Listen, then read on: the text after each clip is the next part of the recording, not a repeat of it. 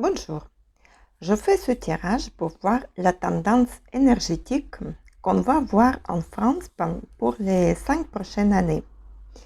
On a eu des élections présidentielles récemment et on a vu Emmanuel Macron être réélu encore pour 5 ans. Je ne veux surtout pas juger si c'est bien ou non. Chacun voit et analyse la situation de son point de vue. Pour chacun de nous, c'est sa réalité et sa vérité. S'il a été réélu, en majorité des gens ont été contents de ces 5 années passées. Maintenant, surtout, je voudrais demander aux cartes qu'est-ce qu'il faut attendre pour les 5 années à venir sous sa présidence. Ce qui nous intéresse le plus, c'est l'avenir. Et donc, on va voir l'énergie pour ces 5 années. Premièrement, qu'est-ce qu'on peut attendre de positif? Les bons côtés de sa présidence pour la France.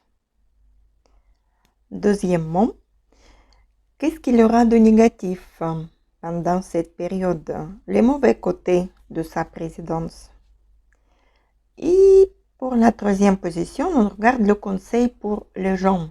Quoi faire? Qu'est-ce qu'on doit faire nous? Et première position, les côtés positifs. Ce qu'on voit, les cartes pas simples, 6 d'épée, 5 de bâton et la tour. Les cartes sont difficiles pour les bons côtés, pour la bonne position. Ce sera la période des changements importants et brutaux, la transformation totale, même dans tous les domaines, je dirais. 6 d'épée est une carte de progrès, de la sortie de la situation difficile, de nouveau départ. Et il ne faut pas trop réfléchir pour avancer. Il y a le nouveau horizon devant. Le chef d'État roule vers un but. Soit il a un programme à suivre devant. Soit cette carte-ci peut représenter les déménagements, les immigrés par exemple.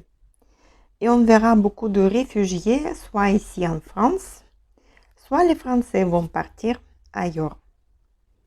Comme la transformation est imposée par des circonstances hors de contrôle, elle peut provoquer une sensation de perte ou d'abandon, ce qui dit cette carte. Ensuite, 5 de bâton est une carte de conflit, des obstacles, des gens mécontents, peut-être les grèves et les manifestations. Un moment, le président peut avoir des problèmes avec son autorité. C'est un projet collectif qu'il commence et ça ne sera pas facile car il y aura les gens avec les avis différents. Et il faut organiser une équipe qui avance dans la même direction. Ce sera une réorganisation de structure et l'ancienne structure doit être cassée. Et la tour, la carte de la transformation, des changements brutaux, la libération qui arrive. On peut dire que l'avancement va se faire par la peur. Le nouveau nous fait peur toujours. Avec les cartes de conflit et de nouveau départ, le chef d'État veut ramener la France vers le nouveau point de départ. Il est certain. Mais il peut avoir des problèmes avec ses adversaires ou même avec son équipe. Il est possible aussi, avec la carte La Tour, que ces projets de la transformation vont tomber à l'eau. Si c'est les bons côtés positifs pour le pays, on va espérer. Donc, ces cartes sont dans la position des bons côtés et les changements qui arrivent en France auront de l'énergie positive. On va vers le point où on doit aller et on va espérer avoir le développement par la suite. Deuxième position, nous avons les mauvaises choses. Les cartes le monde, le chariot et la justice. Que des arcanes majeurs. Ça veut dire que ça sera les changements très importants et inévitables. C'était programmé par le destin ou par les personnes supérieures du président, les gouverneurs qui dirigent tout. La carte Le Monde. Un cycle se termine et on va passer à une autre. C'est encore une carte de changement de la réalisation, même mondiale. Une étape s'achève. On va ouvrir une nouvelle page de l'histoire.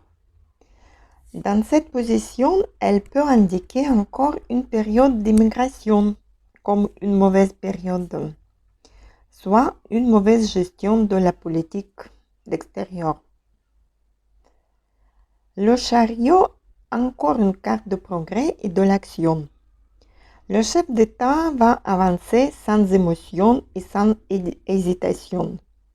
Il est concentré sur son objectif. Il va prendre le contrôle sur tout.